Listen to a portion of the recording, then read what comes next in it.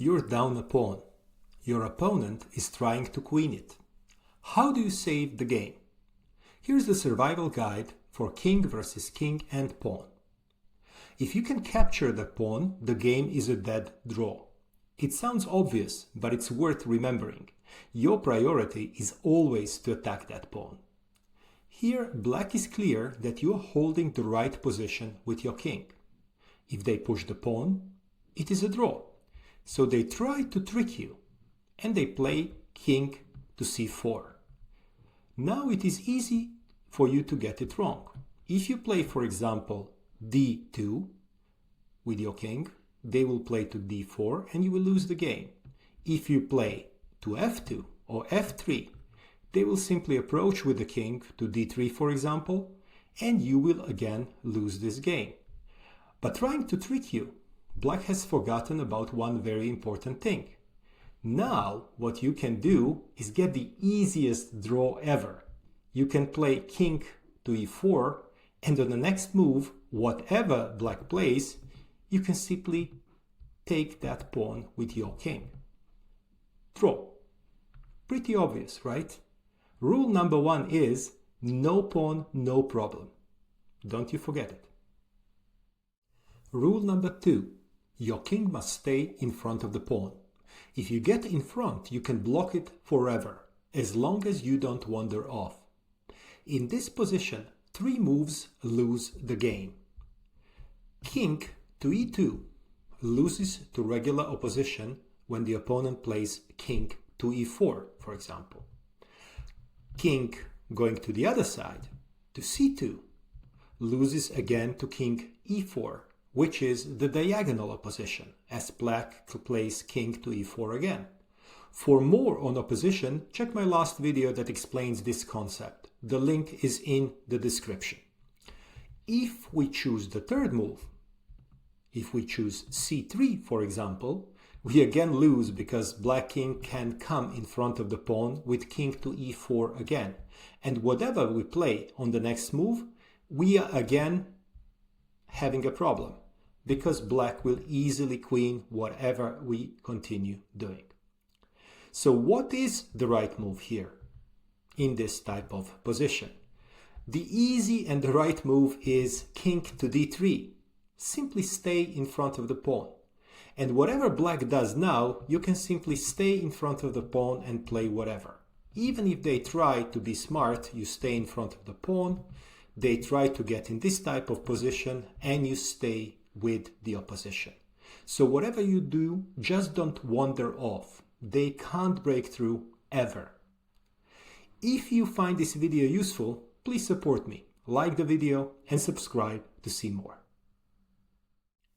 White goes to the bottom of the board in this position. They want to move their king ahead of the pawn. Black has many good responses that lead to a draw, but the easiest one is simply king to e6, preventing the white king to come ahead of the pawn and getting ready for the already familiar position, standing with your king in front of the pawn. Rule number 3 is simple. Don't let their king get in front of the pawn. This one we can call the textbook defense. Only one move draws for white, and that is king to d2. Rule number 4 is take the opposition, mirror their king. If you do it right, there is no way that you can lose this game. Let's see how it works now. Black can try something here. Black can try play left or right. You simply follow their king around. If they try to be smart and go back, you stand in front of the pawn, as you have learned before. If they need to go back, you approach and stay in front of the pawn. If they have a chance to approach you, you simply take the opposition and you force them at one point to either repeat the moves or push the pawn. Once they push the pawn, it's clearly a draw, and there is nothing that black can do about it. With what you learned in this video, you can easily hold the draw in this position. Rook pawns are easy draws once you know where your king should be.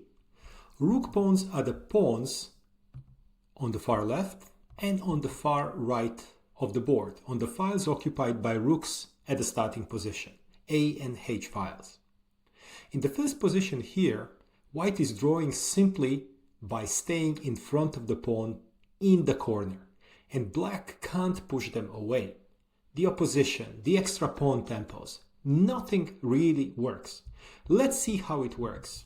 White can simply play back and forth.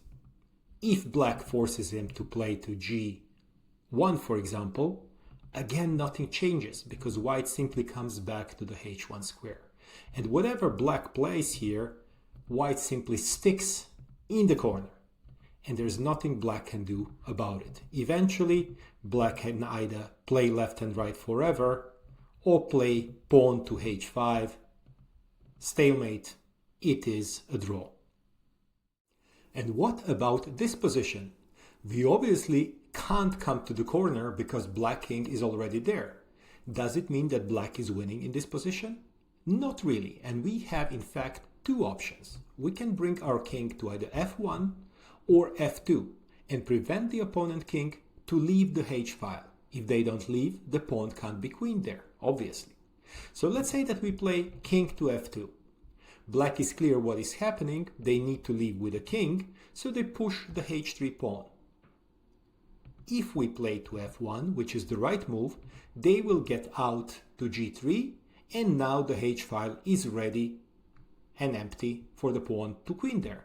But now we can get into our familiar position from the previous example, and we can park our king in the corner. And whatever black does here, it is a draw.